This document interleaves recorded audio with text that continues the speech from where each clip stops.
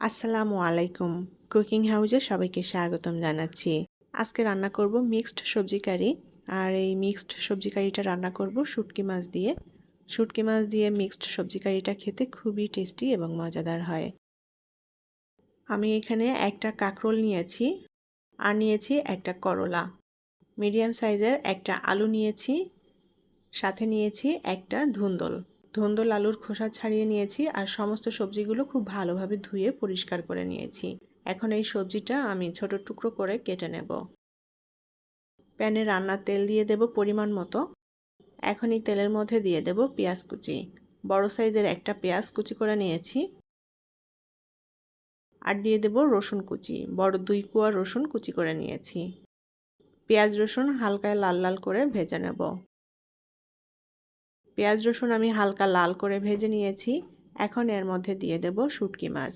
আমি এখানে কাসকি শুটকি নিয়েছি। কাসকি শুটকির পরিবর্তে অন্য যে কোনো শুটকি এখানে ব্যবহার করা যাবে। শুটকি ভালোভাবে ধুয়ে পরিষ্কার করে নিয়েছি। এখন এই শুটকিটা পেঁয়াজ রসুনের সাথে একটু ভেজে নেব, এতে করে শুটকিতে সুন্দর একটা ফ্লেভার আসবে। পেঁয়াজ রসুনের সাথে শুটকিটাও ভেজে নিয়েছি। এখন পানি দিয়ে দেব যাতে পুড়ে না যায়। পরিমাণ মতো লবণ দিয়ে দেব। শুকনো মরিচের গুঁড়া দিয়ে দেব হাফ চা চামচ। ধনিয়ার গুঁড়া দিয়ে দেব হাফ চা চামচের থেকে একটু বেশি। আর দিয়ে দেব হলুদের গুঁড়া হাফ চা চামচ। মশলাটা নেড়ে চেড়ে মিলিয়ে নেব আর কিছুক্ষণ কষিয়ে নেব এটা। কাঁচামরিচ দিয়ে দেব। কাঁচামরিচগুলো চিকন ফালি করে কেটে নিয়েছি। আমি এখানে 6-7টা কাঁচামরিচ নিয়েছি। মশলাটা বেশ ভালো করে কষিয়ে নিতে হবে।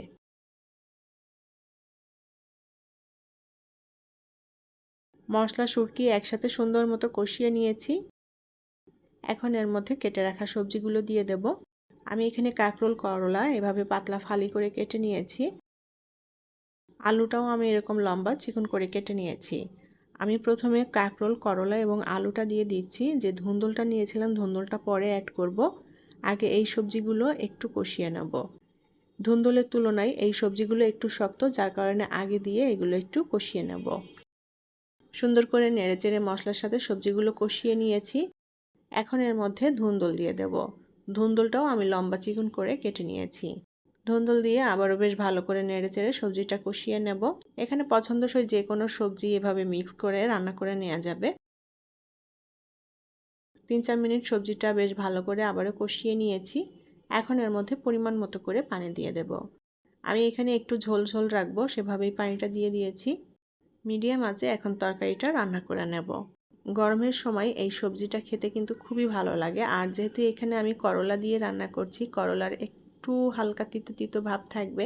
আর এই করলাটার কারণেই কিন্তু তরকারিটা খেতে বেশি মজার হয়।